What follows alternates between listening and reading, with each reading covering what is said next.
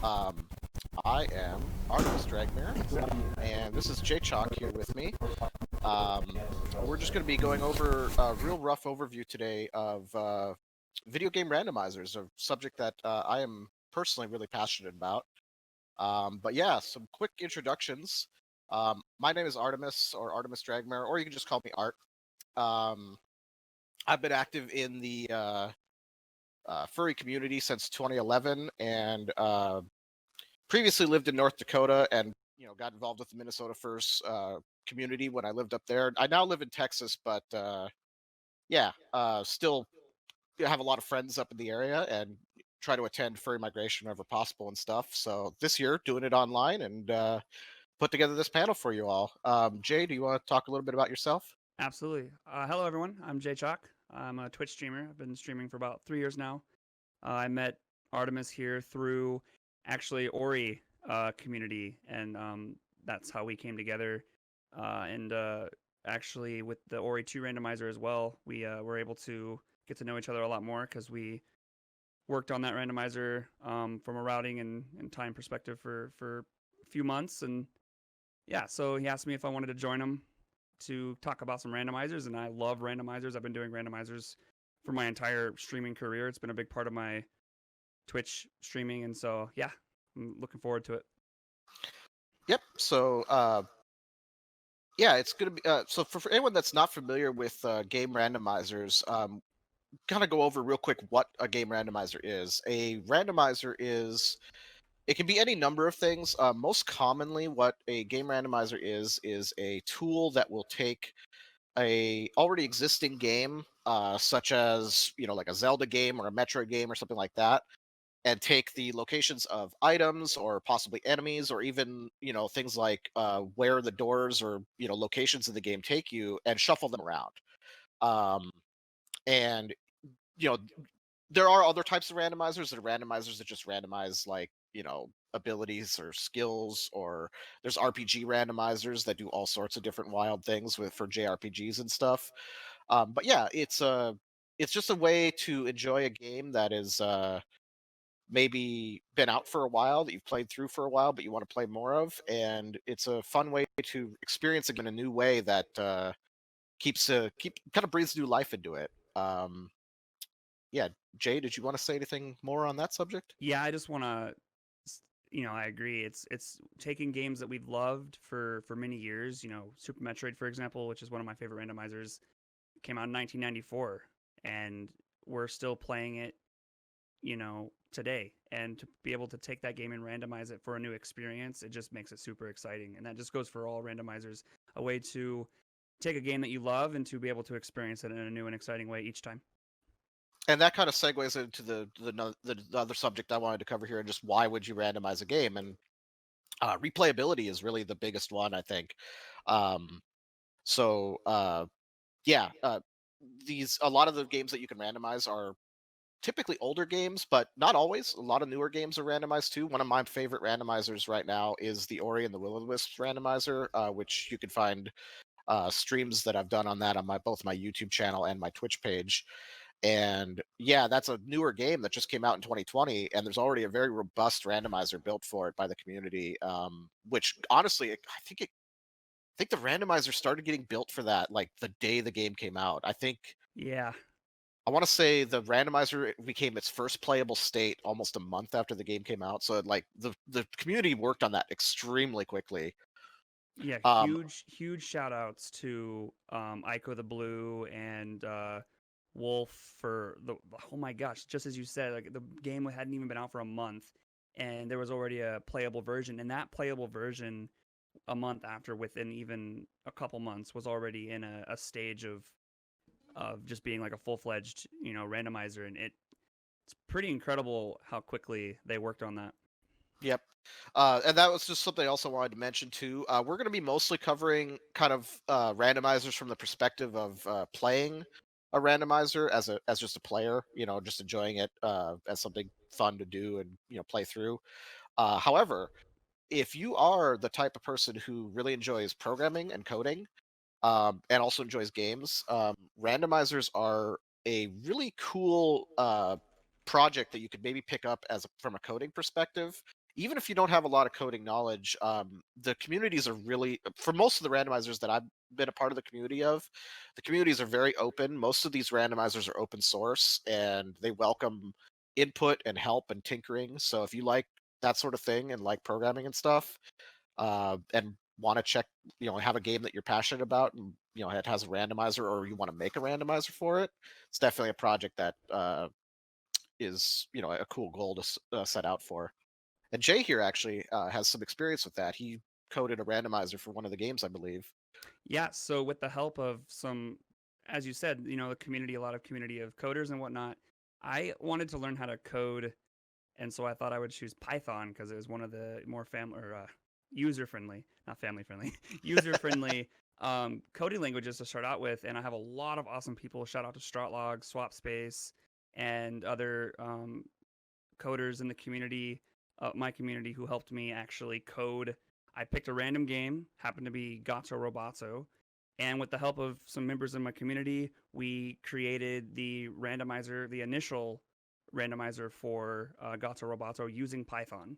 And it was actually how to randomize that game was actually, I think, simpler than other games because we didn't have to really touch a lot um, of the files. We really just opened up the some JSON files, and then we converted it. I've forgotten a lot, but it was actually pretty simple if you really look at it.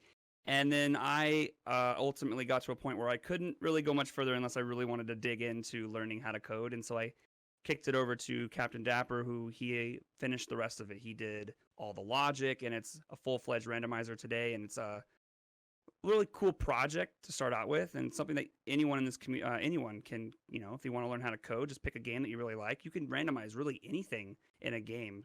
So not even what kind of games, but even what in a game. Like there's like even randomizers for skins. There's randomizers for items like weapons in like an RPG or whatever. Randomized even weather. You could randomize weather. You could randomize really anything you can think of. And a lot of times when people think of randomizers, they think of Metroidvanias with items that you can pick up and then change your route, but you can even do more cosmetic things. So I think it's just something pretty cool. Even if you don't know a lot about logic coding, you can still randomize other things that don't require logic to be thought about. Yeah, and again, like, the communities behind a lot of these randomizers are very approachable and open. Most of them have Discord communities that can be joined. There's too many for us to go into during this panel. Time is a little limited on this, so but definitely do some googling if you're interested in it for a specific game. And that kind of brings us into the next topic of what kind of games can be randomized. And Jay mentioned as well that most people that have heard of a randomizer might think of like Link to the Past, or Super Metroid randomizers. Those are kind of the more well-known ones, but really almost any game can be randomized. And I'm going to pull up a quick, let me find that browser here. So here is a website that I have used. I'm going to move this up just a little bit so you can see a little better. This is the big list of video game randomizers, and as you can see, this is up to date as of 3 days ago, 4 days ago. Um, this has been a website that's been around for years and is constantly being updated. There's always a list of new randomizers here at the top, and you can see that like the types of randomizers are just like extremely varied here. And if you, I don't know if you can see my tiny scroll bar here, but just look at this.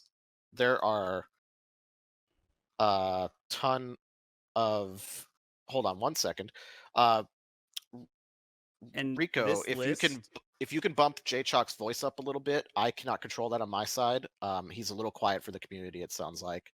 oh But yeah, yes, this list is massive. Go ahead, and Jay. this list over the last even year has almost doubled. There, like I'm even seeing new ones, and I've looked at this, a couple weeks ago. It's the randomizer community is really blowing up. Like so many different games. And it's funny every time I play a new game. The first thing, it's funny. My community always in my chat, they say, but can it be randomized? Because I always say that when I play a new game. I'm always thinking, but can this be randomized? Because I'm a huge fan of randomizers, and so I'm always thinking, how can this be randomized?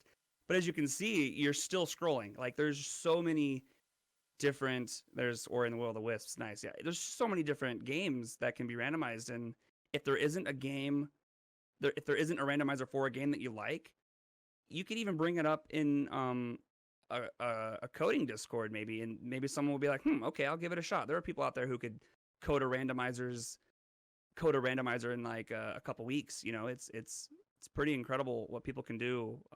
And shout outs to everyone who puts the work in for this. That gives us this exciting way to play these games. But yeah, this website right here that Artemis is showing is amazing. It gives absolutely every known randomizer available, and there may even be more randomizers that are being worked on that are not on this list. A quick shout out to the creator of this website down here. I didn't actually ask permission to showcase it, so hopefully he doesn't mind. But this is the gentleman that created this list and maintains it, and he does an amazing job keeping this all up to date, because it's just so massive. It's Randomizers have just like exploded in popularity. I first got into them several years ago, and I remember this list being like 10 things, and yeah, Yeah, it's it's a lot more now. It's if you insane. were in the randomizer community 3 years ago, it was either A Link to the Past, Super Metroid. That was the two big ones, and then right as those started to like really hit popularity, the bloom of all these cool and awesome randomizers that are available today. It's incredible. It's awesome. Yeah, and that's something else too that's been really cool. If you're like interested in the game development side of things, like actually building your own games and stuff, randomizers have started to be included in some games as like a base option. So some people are coding in randomizers just right into their game now. And so if you're like designing a game and you're looking for something to extend its longevity a bit, maybe consider coding a randomizer into it. Might be something fun for you and your community to extend the longevity Yeah, and of. you say that, and So the first thing I think of is oh, what's that new Castlevania Synth Blood of something? I can't remember. It's the newest Castlevania like game that was released where it has a built-in randomizer function. oh, Bloodstained. That one, yes, Yep, yeah, yeah, that one has a built-in randomizer function, and you see that with some newer games that are coming out. In the last year or so, they have those randomizer functions built in, which is because they're starting to see how popular that it can be, and it's pretty cool. exactly. So another question that a lot of people might have is, I'm not, you might be interested in randomizing a game. You like the idea, but you're worried that like you've watched people do speed runs of maybe Metroid Prime or Super Metroid or Link to the Past, and you're like, oh man, they do all these crazy tricks. I don't know if I could do that. Could I even complete one of these randomizers? Mm, Um, that was one of my worries when I first got into them, because I was like, I'm not a speedrunner. Like I mean, I do now. I do speedrun games now a little bit, but I mean, yeah, I'm not as good as some of these people, and I was really worried that I wouldn't be able to even complete a randomizer without knowing all these tricks. But that's actually something I wanted to talk about here with the difficulty. There is actually, for most of the randomizers, not all of them, but most of them are pretty robust in allowing you to select a lot of different difficulty options. I'm going to pull up another browser here, and this is the Super Metroid Varia randomizer, which is the I think, newest version of the Super Metroid randomizer, that's and correct. it's extremely robust. So actually, this is the page I wanted to pull up. Um, this is the you could go in here and you can actually drill down for this randomizer in particular. Now, not every randomizer is going to be this robust, but you could drill down to every single little type of like trick and something like infinite bomb jumping in Metroid. If you're not comfortable doing that, you don't want the game to put stuff behind locations that you would need to infinite bomb jump to get to. You can just turn this off.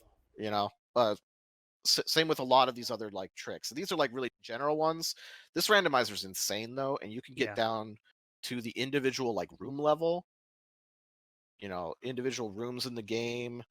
Um, I don't even know what this is, but apparently you can map gamepads. You can get like adjust the way the randomizer considers how difficult they consider the bosses, stuff like that. So if you're worried about difficulty, I wouldn't be too much. Most of these randomizers are pretty friendly to to new players and are designed, usually not all of them, but usually designed in a sense that like a casual player should be able to complete the randomizer uh, without any trouble, with also being open to speedrun techniques. Should you be the type who wants to speedrun and run through a randomizer like in a race format, or just timing yourself through it, because it is very popular in the speedrunning community as well. Right.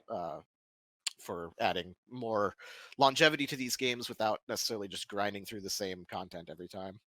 For sure, and more on that, that's why, in the initial stages of a randomizer when you're coding it, your logic is so basic.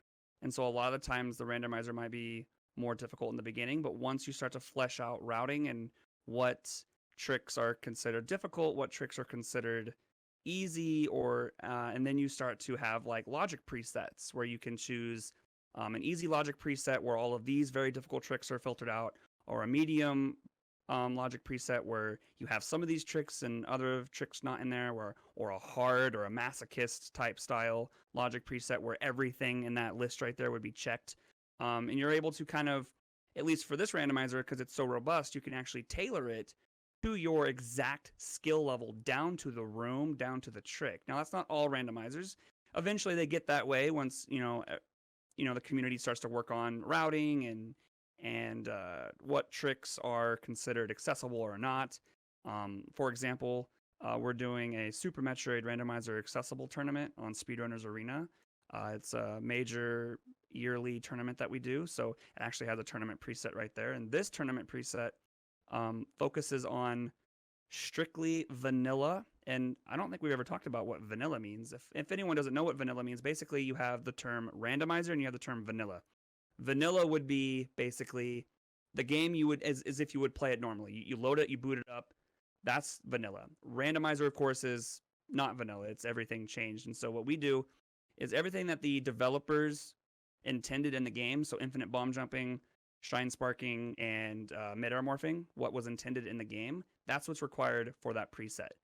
But of course, there are tons of other tricks that speedrunners have found or are possible in the game that may be a little bit too difficult, and we didn't want to add that in there. So the difficulty of a randomizer greatly depends on the logic presets that are available. And so with Super Metroid and Ori and things like that, there are definitely things that you can do to make it a lot easier for yourself. Yeah, I was just about to pull up the Ori randomizer actually, since we were talking about that, because it's the one that's a little bit in the earlier stages of things. But it's actually come a long way since even like just in this year. But I'm gonna pull that up here real quick and kind of demo, not the game or anything, but just how the oh, that is the game. Nope, I do not want to launch that. Oops. Uh, where is my CGen? There it is. So let me capture this and CGen. Where are you? Can I not capture you? I may not be able to capture this. Oh, there we go. Here we go. So this is the Wow. Ori and the Willow Wisps CGen, and yeah, Jay's just like wow, because this has probably changed a lot since he even I messed with remember it. when I only had like 2 buttons. Yeah. Um, so when this randomizer was first being developed earlier in the year, there wasn't even like logic groupings or difficulty settings. But like now you can enable three different difficulty options, and you can actually combine them too, which can create some pretty insanely hard seeds. But if you leave all this stuff turned off, it sets it up in a way that it's pretty casual, and like anyone that has played through the base game and at least been able to 100% it is able to get into the game and still complete it. So that actually brings me into the next thing I wanted to showcase here. um, there's a really cool tool out there called Emo Tracker. This Mm, is what that looks like. Emo Tracker is, such a wonderful thing. yeah, it's a really useful tool. Why do I have? There we go. I don't want. There we go. Sorry about the borders there. Um, Emo Tracker is a really cool tool that lets you actually go and grab It's used primarily for streaming the randomizers, so that you can like show what items and stuff you have already for people turning into your stream. But the other cool thing this does is, as you may notice, as I'm clicking things here and enabling different items, more and more locations on this map are being lit up. And the reason for that is because these tools are coded with the same logic that the randomizer uses. And so, as if I pick up bombs in Ocarina of Time here, you can see it enables a bunch of new locations on the map that turn green. Yeah. And those locations are locations that you require bombs to get to, like the Dongo's Cavern here, with the base logic. And so by using this tool, you can use it in conjunction with this map.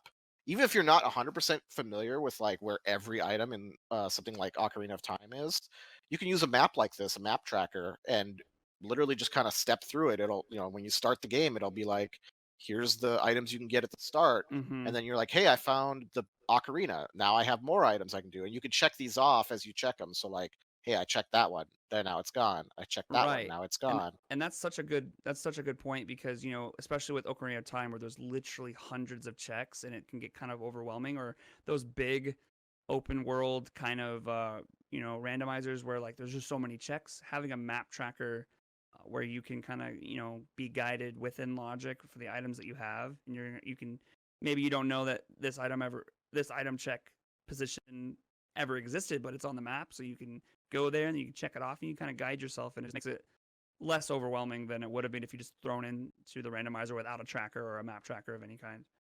Yep.